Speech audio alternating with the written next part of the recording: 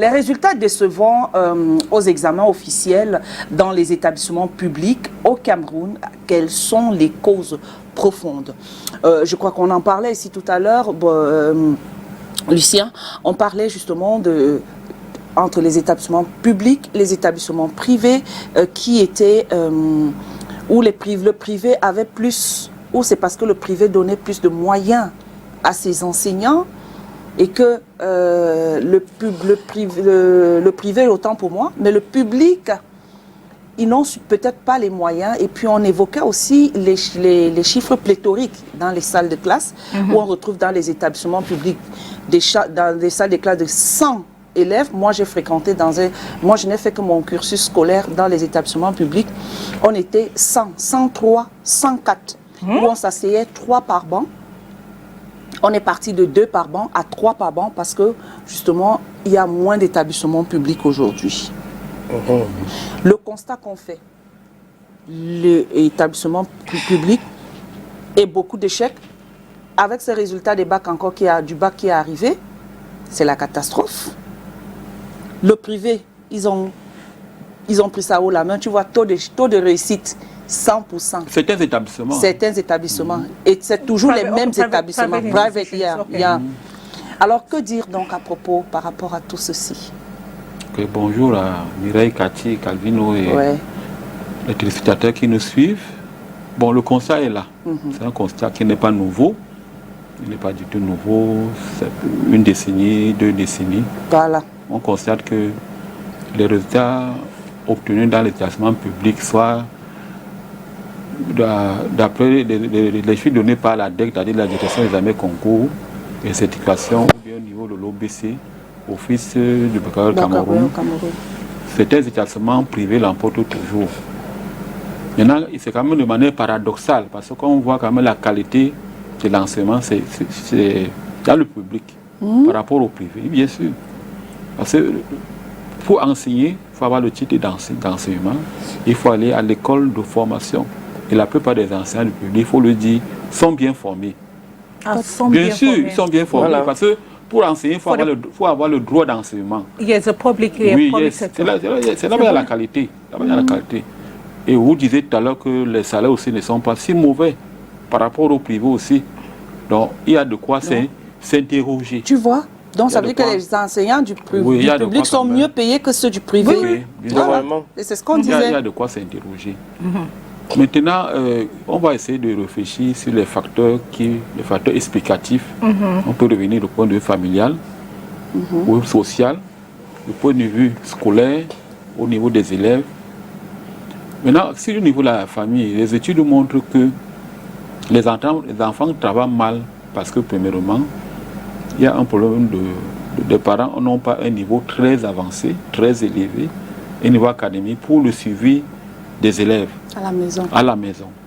On regarde aussi la dimension économique, c'est-à-dire les parents n'ont pas souvent des moyens pour subvenir aux besoins des enfants, parce que la plupart des enfants qui sont dans les lycées, beaucoup n'ont pas de manuel scolaire, beaucoup n'ont pas des infrastructures. Bref, les conditions de vie qui sont à la maison ne sont pas de nature à prédire un bon rendement à l'école. Parce que le public, c'est le social. Donc, on voit ce côté-là sur le plan. On voit le niveau des études, on voit également les parents du point de vue économique. Maintenant, si on part de ce côté, on peut également revenir un peu sur le plan au niveau de l'État même, au niveau de l'État central. On a également observé que l'État central, le ministère des enseignements secondaires au niveau central, ne donne pas les objectifs à atteindre aux établissements. Parce que pour atteindre l'éducation locale, parce que le ministère dit qu'il faut booster les établissements pour qu'on puisse promouvoir l'éducation de qualité. Donc les objectifs, les établissements publics, pour la plupart, n'ont pas des objectifs. Je prends un exemple, on est dans une entreprise, le patron dit voici ce que nous voulons atteindre. Donc, quand un lycée ou bien un collège n'a pas un objectif précis en début d'année, ça devient comme on appelle la navigation à vue. Maintenant, on va également voir du côté des enseignants.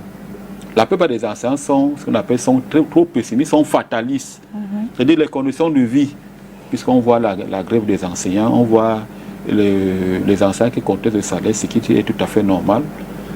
Donc tous ces facteurs-là, les conditions de vie à déplorer, affectent le moral des enseignants et ce moral-là touche directement les apprenants. Et on verra tout simplement plus tard les difficultés d'apprentissage, on voit les difficultés scolaires, on voit même les difficultés de comportement. Nous n'allons pas ignorer la violence que nous observons dans les salles de classe, parce que la plupart des enseignants, Mireille Grace, on a observé ça, ne sont pas heureux du tout, ne sont pas épanouis. Donc pour juste introduire, c'est pour dire que les facteurs éducatifs sont multiples du point de vue familial, du point de vue social, parce qu'on voit beaucoup de jeunes qui sont bien formés mais n'arrivent pas à trouver le travail.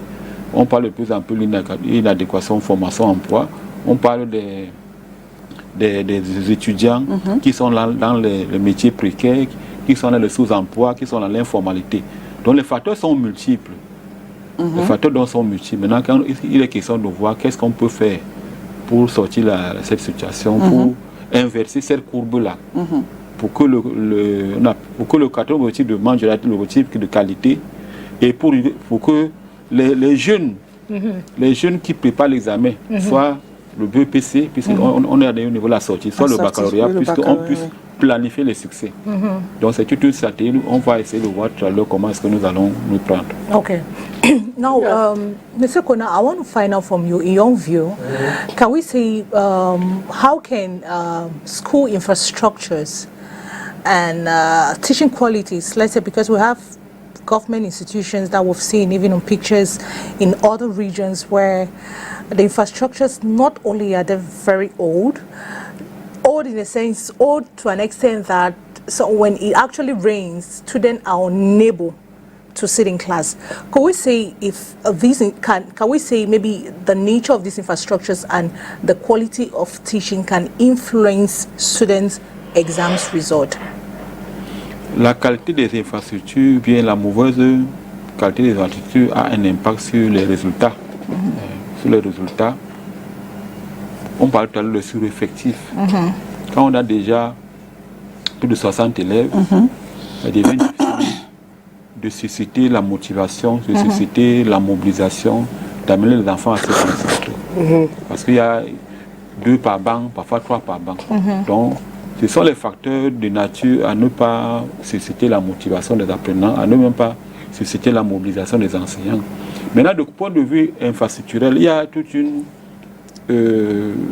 structure qui s'occupe d'abord de l'ouverture d'un établissement. Parce que quand on veut ouvrir un établissement, il y a tout un dossier. Il y a tout un dossier à partir du sol, du plan du sol, comment le sol sera occupé, pour qu'on puisse ouvrir un établissement. Donc c'est tout un projet. No, but we are looking at the public sector, like we're talking about public government schools. You and I will know there are government schools in Cameroon that their infrastructures are horrible.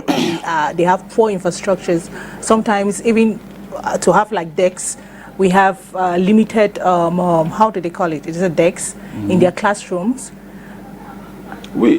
So I just feel, because I want to focus more on the public, because now we're looking at the fact that public results are more like, we have like the results of private sectors are higher than those of the public sector. So I don't know if it's because, like, since we're looking at the factors like the causes, what could actually be the reason for the poor result of public schools. So I'm focused on the infrastructures, what we see in this government institution, government schools in particular, and the environment at all.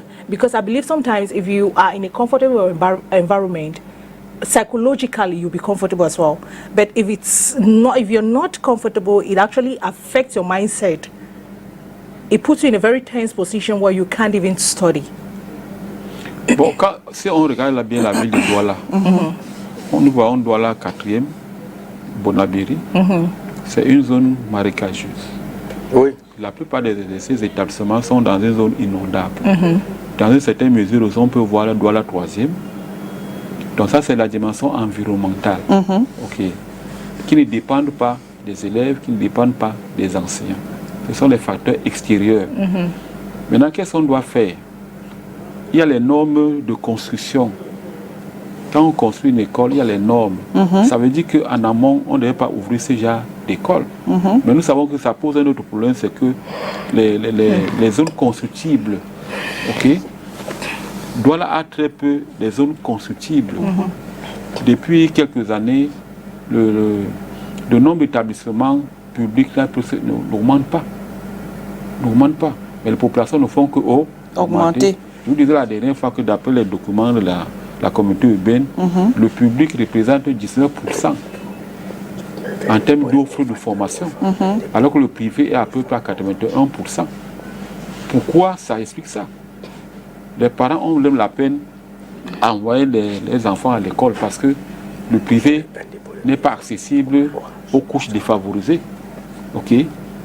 Maintenant, au niveau, dans le moral, parce que quand on est dans un établissement qui n'est pas très accessible, on sait que ça affecte le moral des enfants. Ça affecte le moral des enseignants. Oui, c'est vrai. Ok. Ça affecte le moral. Parce qu'il y a l'humidité par âme. Il y a beaucoup d'humidité. Il y a certains murs qui ne sont pas au niveau de l'air. Il y a la pollution. Et au niveau de la santé des enfants. Au niveau de la santé. Mais est-ce qu'on va fermer ces écoles-là? Mais on devrait. On devrait les fermer. Ça veut dire que ceux qui ont donné la latitude, ceux qui ont permis à ce que ces écoles-là s'ouvrent, c'est leur responsabilité. Okay? On est en termes de responsabilité, en termes de développer. Pourquoi ça n'a autorisé ces écoles de construire? Ou bien ici, il y a les normes de construction, en tenant compte de l'étude d'impact environnemental et social. On voit les maisons qui s'affaissent. Ça veut dire qu'on doit, quelle est la responsabilité ce n'est pas le proviseur, parce que le proviseur il est nommé, il vient travailler. Ou bien il y a l'association des parents d'élèves et associations. Donc ici directement, on voit ça de manière indirecte. On a vu par exemple dans la période de Covid, on a vu les enfants rester à la maison, ils ont utilisé quoi? Ils ont utilisé les TIC. Ça, c'est maintenant on appelle l'apprentissage en ligne. Parce que quand les enfants ne peuvent pas aller à l'école, on voit directement l'éducation en ligne. Mais de manière directe, on dit on a besoin de parler de l'apprentissage, on a besoin de parler de l'enseignement. Comment est-ce qu'on peut booster les résultats scolaires de telle manière que 100% des enfants qui sont partis peut-être la 6e, je pars en 6e, je suis entré en 6e, ils sont peut-être 60, que les 60 élèves, 7 ans plus tard, ils arrivent en classe de terminale et ils obtiennent le BPC. Maintenant, le côté infrastructurel dépend de l'État camerounais, parce que c'est l'État qui construit les bâtiments, l'État connaît les normes de construction. C'est ça.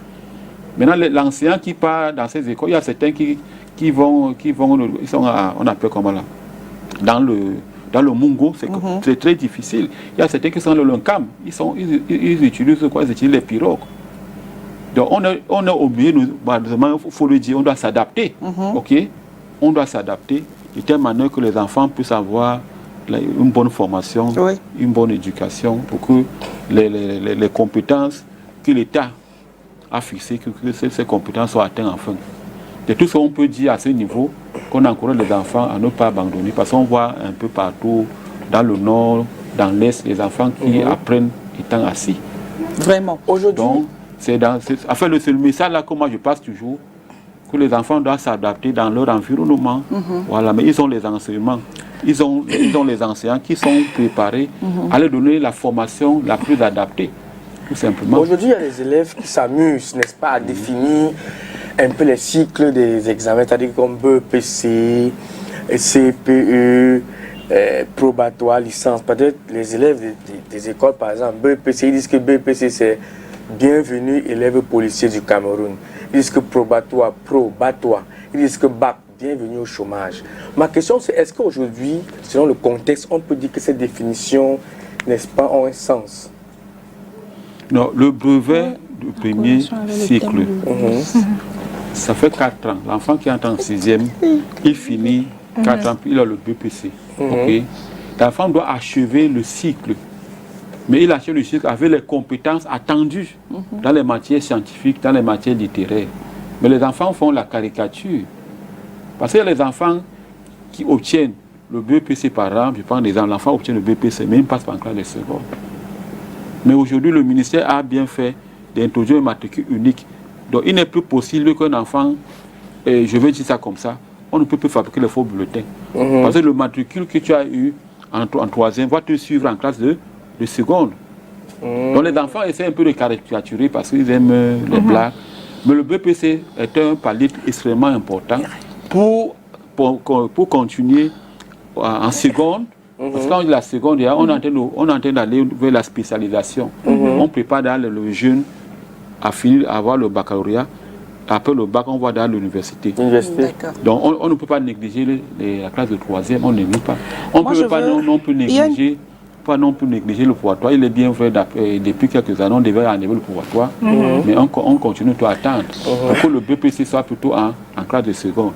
Ce sont les réformes que le ministère avait promues, mais qui ne sont pas encore effectives. Quelles sont donc les ressources et les soutiens dont les enseignants ont besoin pour aider les élèves à réussir? D'abord, les ressources psychologiques. Une étude qui a montré que les enseignants, pour la plupart, ne sont pas heureux. Les enseignants ne sont pas heureux. Oui, voilà. ne sont pas heureux. Et quelles sont à cause des conditions de vie qui ne sont pas du tout favorables. Les enseignants ne sont pas heureux. Donc la première ressource, c'est d'amener l'enseignant à gérer le stress. Parce que les enseignants sont stressés. Bref, les Camerounais sont stressés. Et particulièrement les enseignants. Non, particulièrement les enseignants, puisqu'on parle de donc on doit les aider à gérer le stress. Il y a le stress professionnel. Il y a même certains qui arrivent à ce qu'on appelle à l'usure. Donc on doit amener les enseignants à être motivés. Mais il est bien vrai, il n'y a pas la tricherie. Il n'y a pas la tricherie. Celui qui veut enseigner, qu'il enseigne. Celui qui ne veut pas enseigner, il peut laisser la place à celui qui veut enseigner. Parce que ça, c'est très important. Voilà. Et on doit également, dans le sens de la question de Mireille Grasse, on doit également contraindre les enseignants à donner les bons résultats. Parce qu'il y a la redavité. L'enseignant doit s'engager à donner les bons résultats. Ça veut dire qu'à partir du ministère, des enseignements, à partir de l'État central doit dire que nous voulons, par exemple, 80% de taux de succès l'année prochaine au baccalauréat. Voilà. Maintenant, les chefs d'établissement vont s'asseoir pour définir les plans d'action. Voilà. Pour atteindre les objectifs. Donc ça doit même faire partie des objectifs d'un établissement public. Maintenant, malheureusement, qu'est-ce qui se passe, nous qui sommes sur le terrain? Le ministère envoie les chronogrammes d'activités qui sont alliés dans tous les établissements publics. Maintenant, si on dit, nous voulons avoir l'année prochaine 80% de taux de reçu au baccalauréat, ça va rentrer dans les lignes directrices. Et les gens vont réfléchir. Ils vont réfléchir comment partir de telle note à telle note. Parce que la loi dit quoi? La loi dit que l'école, l'éducation a pour rôle de promouvoir l'égalité de chance. Que tu sois riche, que tu sois pauvre. Mais ce qu'on observe, c'est que plus tu es riche, bref, si un enfant est aussi des parents aisés, l'enfant évolue facilement à l'école. Et celui qui vient d'une famille économiquement démunie, tu vas échouer. Donc on a ce problème dans ce pays. Ça veut dire que c'est pour ça qu'on doit plutôt réfléchir comment réduire les inégalités en termes de performance. En termes de performance. Je crois qu'on a déjà parlé des inégalités. Oui, mais c'est lié. Ok. Donc l'enseignant doit avoir un soutien d'abord psychologique. C'est très important. L'enseignant doit avoir un soutien économique. Je me dis que, pourquoi je le dis? Parce que si on regarde le taux d'échec au Cameroun, prenons un exemple, on a dit cette année, on a 47%. On est parti de 37 à 47%. Combien d'enfants ont échoué le bac? Si on prend un effectif de 1000 élèves, on a combien? On a à peu près 470 élèves qui ont eu. Mais c'est déjà pas mal. Voilà. Bon, ça veut dire qu'il y a plus de 500 enfants, si on prend un effectif de 1000 qui reprennent. Mais combien coûte une année scolaire? Quelle est la moyenne d'une année scolaire? C'est à peu près 300 000, entre 300 et 400 000. Ça veut dire que l'État doit revaloriser le salaire des enseignants. Ok. Donc, il y a le soutien psychologique, il y a le soutien financier. Il y a même le soutien en termes de formation, parce que certes, la formation initiale à l'école normale, elle est bonne, mais aussi la formation continue. Donc, je peux continuer à parler d'autres formations. Mais je dis, l'élément le plus fondamental, c'est que l'enseignant comme la loi dit, la loi dit que l'enseignant est le garant de la qualité de l'éducation. Que ça soit une certaine contrainte. Parce que si tu ne donnes pas les bons résultats, je n'ai pas dit de résultats maquillés, hein, si tu dois donner les bons résultats aux élèves. Et j'ai vu ailleurs, l'enseignant est noté. Il est bien vrai, cela relève des inspecteurs de formation. Donc il faudrait qu'on commence à noter les enseignants de manière continue. Donc puisque tu es noté, également, et tu auras également un système d'appréciation au niveau des ressources humaines. Tu es noté, il est bien vrai, les enseignants sont notés. Mais on ne voit pas tellement la notation des enseignants sur le terrain. Donc quand tu es noté, tu es noté. Tu peux être noté, perdre les points et perdre certains avantages. Donc le soutien psychologique, le soutien matériel, mais le soutien financier. Parce qu'il y a les très bons enseignants qui sont au Cameroun, mais ils ne sont pas reconnus, ils ne sont pas promus. Ils restent toujours à la même position. On voit plutôt d'autres enseignants médiocres qui sont promus. Donc c'est un système qu'il faut changer. Oui. You make mention of stress, like a teacher is not supposed to be stressed. Now, in a professional level, right, what could stress, like, what are some of those factors that could put a teacher in that stressful mode? Is it that maybe because Miriam and I were talking about like overpopulated classrooms? If you have so many kids or students in class, could we say overpopulated classroom, poor working conditions, or the old infrastructures, or the environment as a whole? Like, because I really want to understand like, because if you are stressed, you have a personal issue, it stays at home before you get to school. Your student got nothing to do with your personal life. So are we talking about stress or work stress or personal stress? Yeah. Il y a le stress au travail, il y a le stress personnel. Est-ce que le stress personnel doit, like, are you supposed to bring your personal stress, like, your stress up, for example, if you're a married woman, you have a problem with your husband, are you supposed to, like, come to school because you have issues with your husband, you need to transfer your aggression to all the students in class? Ça dépend. Mais je dis, un enseignant motivé, ok, moi je sais quelqu'un est très motivé. Un enseignant motivé qui aime son travail, il est dans le bien-être, il est dans l'estime de soi. Il n'est pas stressé. Voilà. On est d'accord là-dessus, non? Ok. On est là en vie d'excellence. Un enseignant qui aime son travail, qui se lève le matin, il est en classe à 7h30. Il fait son travail. Il n'est pas stressé. Parce qu'il y a certains qui ont la vocation de métier, d'autres ne l'ont pas. Donc un enseignant qui a ce qu'on appelle l'estime de soi, qui est l'amour de soi, qui est l'appelle la motivation personnelle, parce qu'il y a la motivation extérieure. Il n'y a pas la motivation extérieure. Il n'y a pas les bons salaires. Tu vas trouver que les salles de classe ne sont pas comme on veut là. Mais cela ne doit pas enlever que tu sois motivé. Parce que quand tu es motivé, tu es en bonne santé. La plupart des enseignants qui n'ont pas l'estime de soi, c'est ceux qui sont malades. On est d'accord? Ça, c'est on appelle la santé, le bien-être. Même au travail, quand tu viens au travail le matin, tu te sens bien dans ta peau. Parce que tu as le bonheur personnel, c'est en toi. Voilà. Ce n'est pas l'autre qui va te donner ça. Certes, l'argent va venir ajouter un peu.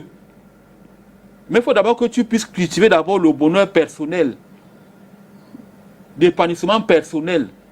Ça n'a rien à voir, ça c'est un investissement personnel, ça c'est sur le plan psychologique. Ça c'est ton caractère, c'est ta personnalité. L'argent va seulement venir ajouter un peu, mais ça ne va pas changer ton caractère. Donc la plupart des gens attendent seulement ce qu'on appelle être gratifié de l'extérieur. Même si on leur donne 1 million, ils ne vont jamais changer. Ils ne vont jamais changer. Donc, sur le plan personnel, chaque personne il faut aimer le travail, l'estime de soi. Il y a les gens qui ont un caractère qui les permet tout simplement d'être bien dans la peau. Ça, c'est très important. Malheureusement, tout le monde n'a pas la vocation pour enseigner. Voilà. C'est ça que je voulais entendre. Donc tout le monde n'a pas la vocation. On a plus de 50%, je n'ai pas les statistiques, plus de 50% des enseignants qui n'ont pas la vocation d'enseigner. Ils sont là à enseigner parce qu'ils cherchent les matricules. Voilà. Thank you, like what I just said. Voilà. C'est ça le problème. Mais il y a les très bons enseignants. Tu vas voir un enseignant à 7h, il est là. il n'est pas violent, il ne harcèle pas. Il y a des très bons enseignants. Connaît son travail. Connaît son travail. Il aime son travail. Et il aime son travail. J'ai un professeur de mathématiques qui expliquait au moins 7 fois. Jusqu'à pour le C'est dernier. ça dont le problème est dans ce pays. Donc le problème, c'est qu'il y a les gens qui ont l'amour du service. Du service. C'est cela, on a besoin de ce genre de personnes. Mais on va le savoir. Un enseignant qui dit que tu n'as pas compris, il dit que tu vas comprendre l'année prochaine. Voilà. Il n'a pas l'amour du. C'est pour ça qu'on doit sanctionner. On va prendre le Vox Pop. C'est-à-dire qu'il y a des sanctions. On doit sanctionner les personnes qui... On doit sanctionner. Parce que tout le monde, on est dans un fourre-tout. Il faut sanctionner, il faut aussi apprécier. Comme dans... Voilà. On va revenir pour le moment. On va prendre... Je ne peux pas oublier ma question. Écrit. On prend le Vox Pop et puis on revient juste après et essayer. L'échec peut provenir de plusieurs causes, notamment les causes sociales, avec les causes environnementales. Donc pour ne pas aller dans plus de détails. Parlant ici des causes sociales, nous pouvons faire allusion à la compagnie. À l'éducation aussi. Donc voilà, donc je peux me limiter à ce point-là. Certains parents n'ont pas leur responsabilité là-dedans. D'autres parents, nous ne pouvons pas dire que les parents n'ont pas leur responsabilité là. Les parents peuvent bien faire leur devoir, mais du moment où l'enfant ne capte pas cela et que l'enfant n'accepte pas, en fait que l'enfant n'ait pas une conscience en fait, le problème également vient de la conscience aussi. Donc voilà. Moi je crois que l'échec, ce qui cause le plus d'échec, à ce que je vois depuis peut-être le quartier où moi je vis ici à Yaoundé, je vois trop de regroupements des enfants, de jeunes enfants dans le quartier qui ne me plaît pas moi-même personnellement. Donc il y a le regroupement le matin, le soir. Par exemple, un enfant qui rentre de l'école et qu'on lui a laissé les devoirs de faire, un enfant qui a la volonté doit rentrer à la maison faire des devoirs, le laisser placer dans le groupe des enfants au quartier, des jeunes au quartier. Parce que quand tu es dans le groupe des jeunes, c'est ça qui traîne au jambo, dans les drogues, dans les coins des drogues, etc. Donc maintenant, les parents doivent beaucoup veiller pour cela. Chaque parent doit prendre sa propre responsabilité, rentrer tôt, veiller sur l'enfant. Parce que quand l'enfant est abandonné à lui, c'est pas bien. Ça l'amène à aller se balader avec les amis, s'arrêter dans les coins, faire des commentaires qui sont inutiles, en laissant les devoirs à la maison. C'est ça qui a causé beaucoup d'échecs. Moi, je vois qu'il y a trop de groupements dans les quartiers. Et parmi les groupements, il y a ceux qui vont commencer à tirer les chars des gens dans les rues, fouiller les maisons des gens pour voler. Déjà, moi, je pense que l'échec est lié au phénomène des réseaux sociaux. Ils perdent en concentration et puis la faute nous revient aussi parfois. Parce que je me souviens, nous, quand on était enfants, on n'a pas connu Internet. Nos devoirs, c'était pas sur Internet. Hein. Et aujourd'hui, un enfant à 14 ans, il a le téléphone. C'est peut-être censé pour l'aider à l'école, mais après, on ne sait pas ce qu'il fait avec son téléphone. Heureusement qu'il y a certains outils aujourd'hui qui permettent de mettre le contrôle parental. Mais je pense qu'avec la génération qui arrive là, elle est même plus intelligente que nous. Ça veut dire que même quand vous mettez le contrôle parental, ils vont toujours trouver un moyen. Donc pour moi, c'est les réseaux sociaux. Les parents n'y sont pour rien. Ils ont leurs responsabilités parce que beaucoup de parents aussi aujourd'hui sont laxistes. Ah, on a donné les devoirs, ils ne regardent pas les cahiers, il y a ça, donc il y a ça qui va avec aussi. Mais je pense qu'à 80% c'est Internet. Il y a d'abord la déviance qui fait d'abord problème parce que les parents vraiment, ils ont oublié, ils ont laissé toutes les charges à l'enfant. Et l'enfant à nos jours, aujourd'hui, quand le père ou bien la mère, tout le monde sort.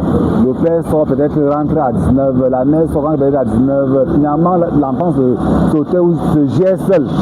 Et alors quand l'enfant se gère seul, qu'est-ce que vous voulez? On ne peut rien. L'enfant va faire ce qu'il peut faire. Quand le père rentre, il ne regarde pas le cahier de l'enfant. La maman rentre, elle est fatiguée. Tout ça là, il faut.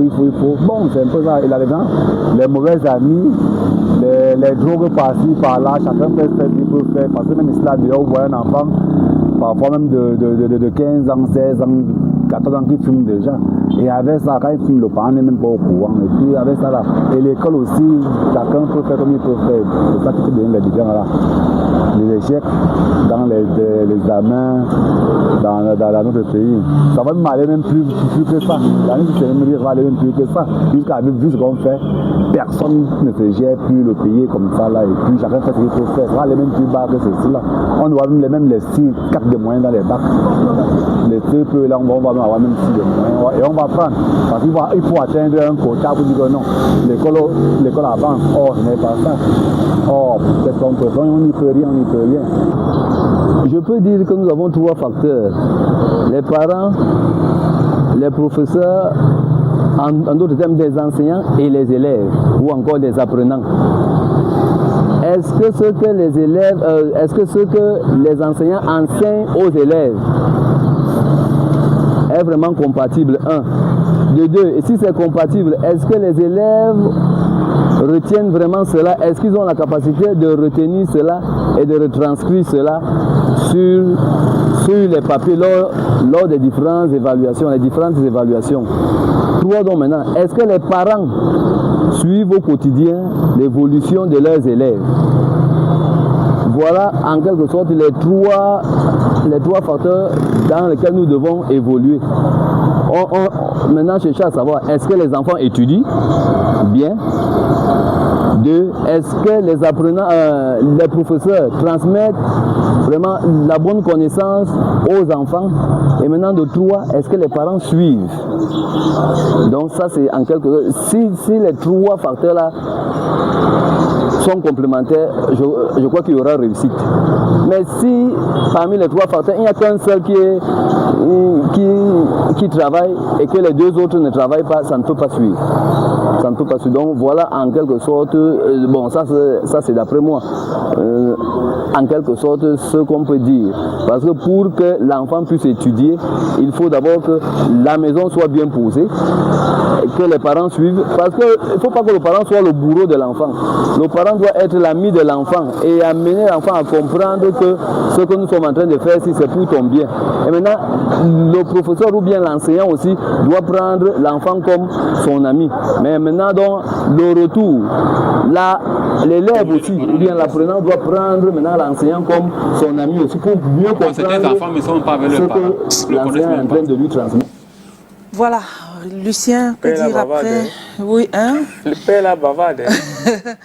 Que dire donc après ce que nous avons recueilli dans les rues de Yaoundé? Il y a plusieurs personnes qui intervenaient, qui donnaient chacun leur point de vue et qui c'était un peu, chacun disait, l'autre qui dit que ce qu'on doit revoir peut-être le système éducatif, qu'est-ce qu'on enseigne aux enfants, est-ce que c'est vrai, ça va avec ce que notre environnement. Et d'autres qui disaient aussi que les parents qui rentrent tard et qui empêchent que ça puisse nuire. Oui, il y a un parent qui a souligné l'importance du milieu familial. On a tendance à ignorer ce facteur. Pour ça, j'ai commencé par parler des facteurs familiaux. C'est-à-dire que la réussite se forge d'abord au sein de la famille. La famille doit se construire. Et l'école doit prendre le relais.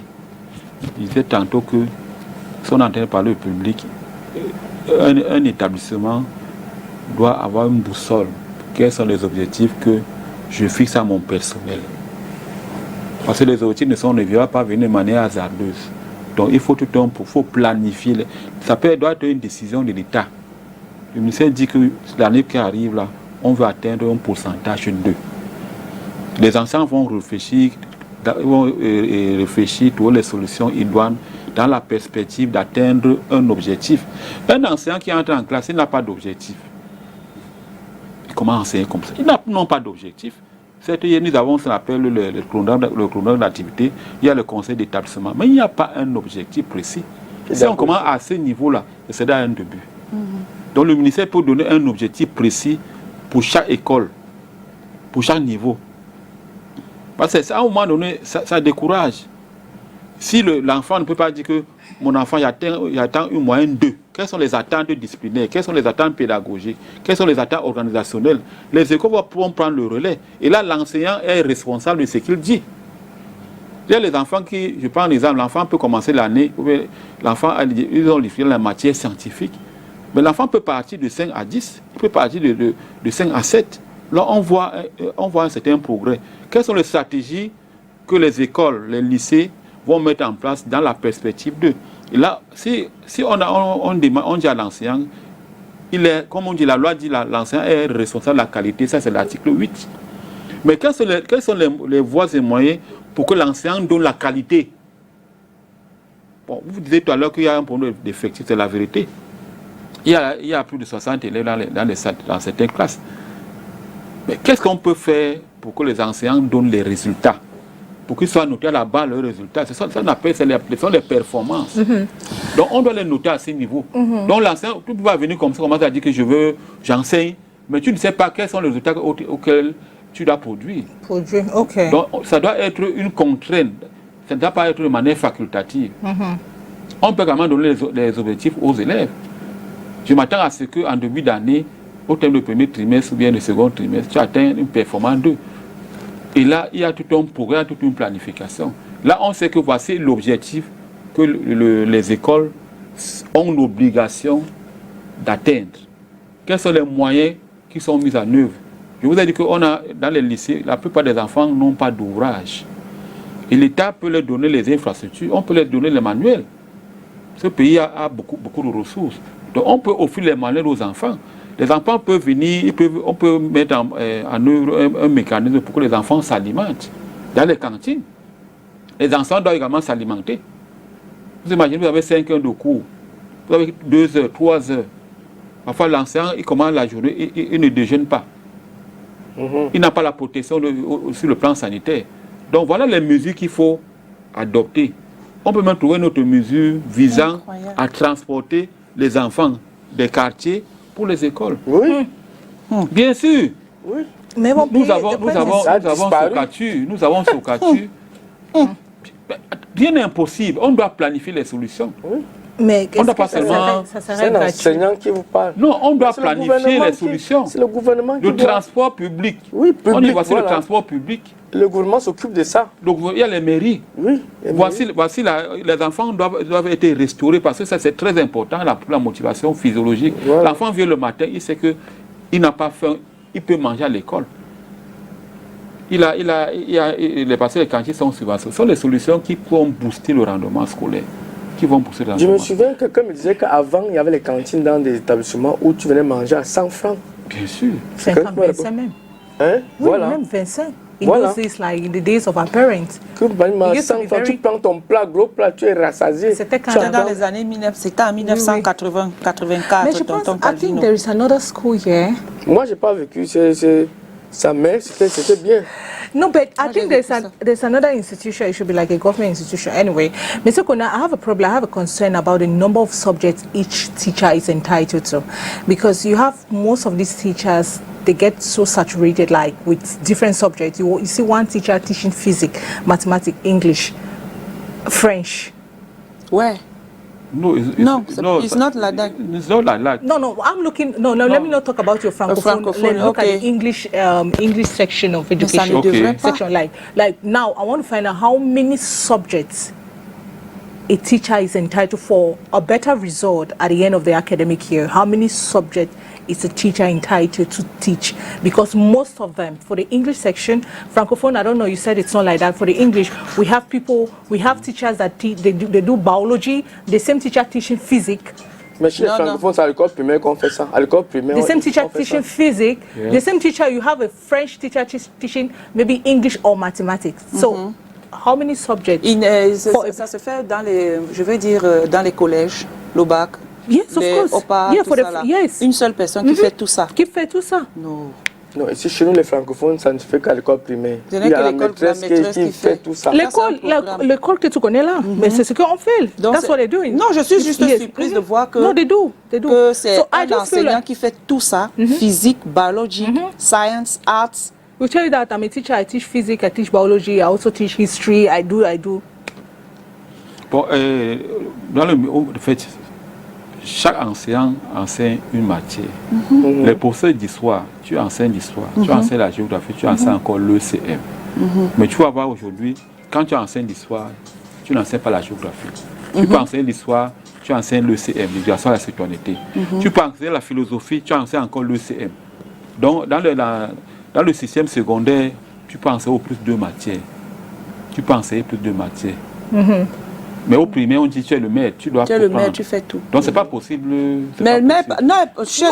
chez l'éducation anglophone, Bon. un enseignant fait tout ça. Maintenant, la question est de savoir est-ce que ces enseignants ont eu la formation requise pour enseigner ces disciplines-là. Voilà. Formation, et est-ce que, like, are they supposed to teach several subjects? No. For a Moi, teacher for me, to no. have, for a C'est teacher la to même chose. better... Est-ce qu'ils ont la formation? Maintenant, ce que moi je sais, quand on dit l'approche par les compétences, l'approche par les compétences en train de mettre fin aux disciplines. Parce que les disciplines, c'est comme une frontière. Parce qu'il y a le module sur l'environnement, il y a le module sur la société, il y a le module sur la culture, il y a le module sur l'économie. Ce sont les notions transversales.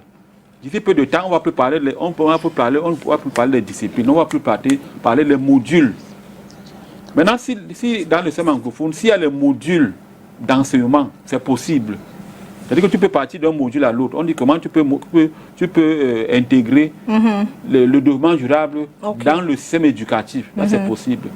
Mais en matière de discipline, tu ne peux pas enseigner le français, tu enseignes l'anglais. Bon, c'est possible encore. Tu peux enseigner le français, l'anglais, l'allemand, sur le suite. Mais est-ce que tu peux être efficace? Est-ce que tu peux être efficace quand tu enseignes ça aux enfants?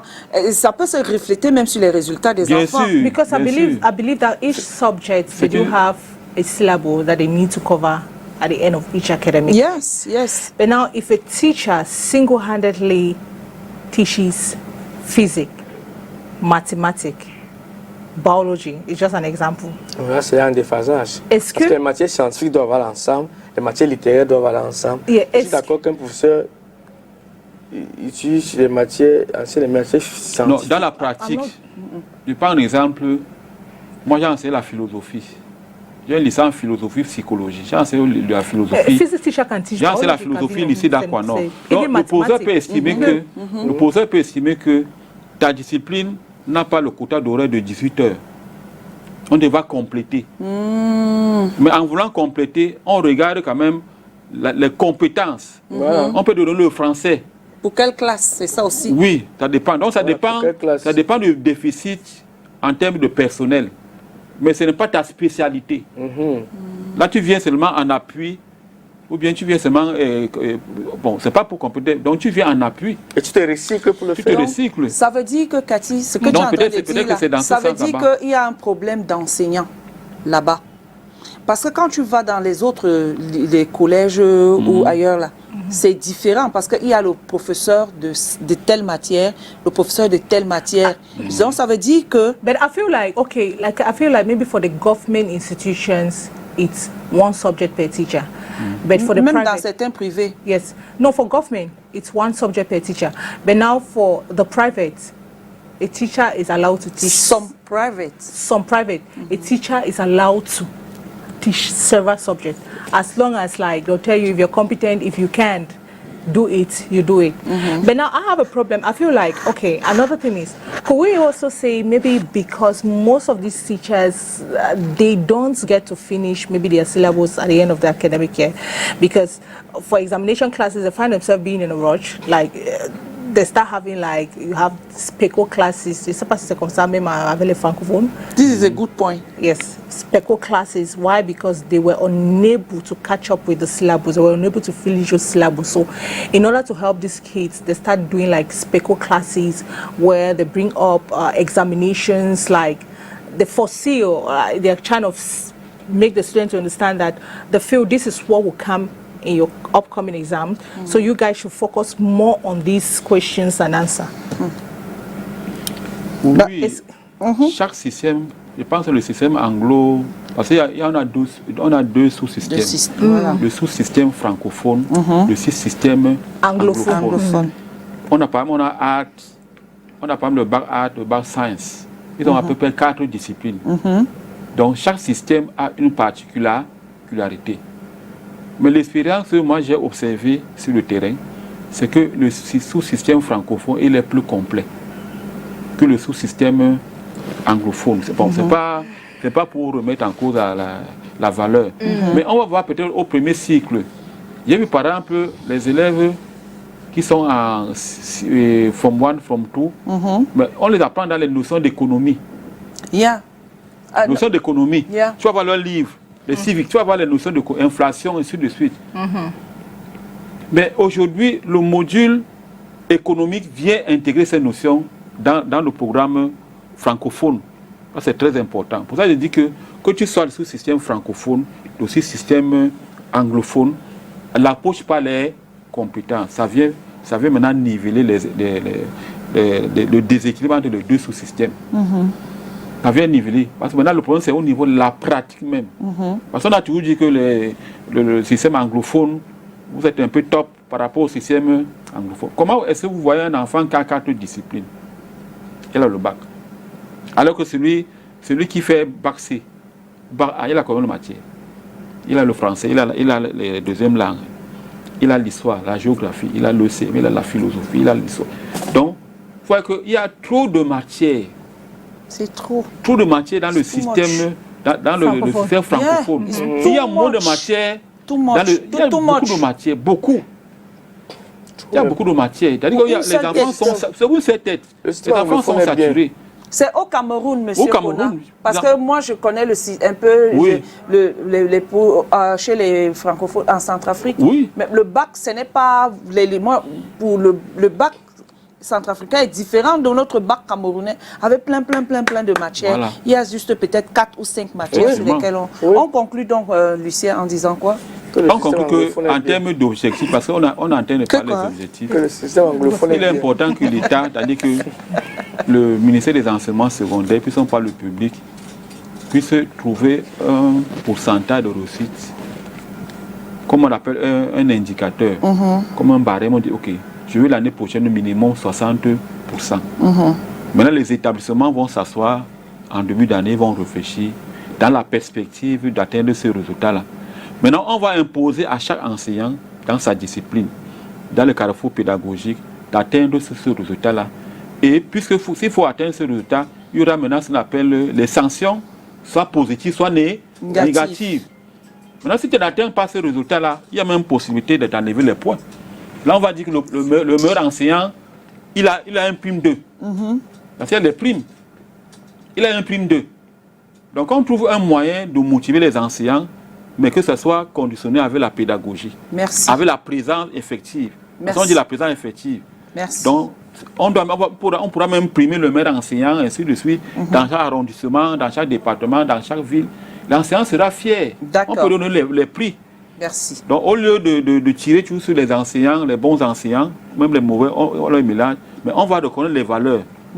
Parce qu'il y a les bonnes valeurs, mais qui ne sont pas valorisées. D'accord. Merci Lucien Blaise Kona pour avoir partagé ses perspectives et ses expériences avec nous ce matin. Nous avons appris beaucoup sur les défis que les enseignants et les élèves rencontrent dans les établissements publics au Cameroun et sur les solutions potentielles pour améliorer les résultats des élèves. Il est clair que les résultats décevants aux examens officiels dans les établissements publics au Cameroun sont un problème complexe qui nécessite une approche multifacette dont les enseignants, les administrateurs scolaires, les décideurs politiques et les communautés doivent travailler ensemble pour identifier les causes profondes de ces résultats et pour mettre en œuvre des solutions efficace. C'était mercredi éducation avec Lucien Blaise Kona qui est psycho-éducateur. Voilà, psycho-éducateur. Et ils sont d'ailleurs en train de faire, le bac est sorti. Il faut justement sortir l'orientation. C'est le moment d'orienter.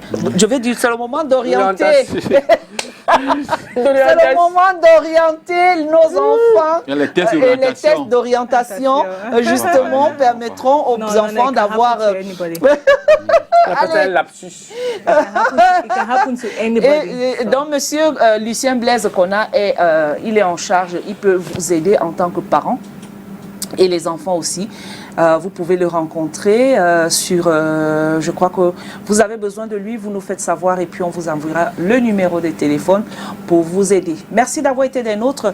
C'était The Rendez-vous, 10h, 12h, Tonton Calvino, Catherine Connet, Mireille Grasse. Nous avons été heureux de vous avoir comme téléspectateurs et on se retrouvera demain quand il sera 10h. Cathy, tonton Calvino. À demain. See you Merci, tomorrow. Merci, monsieur. See you. Bye. Aïe.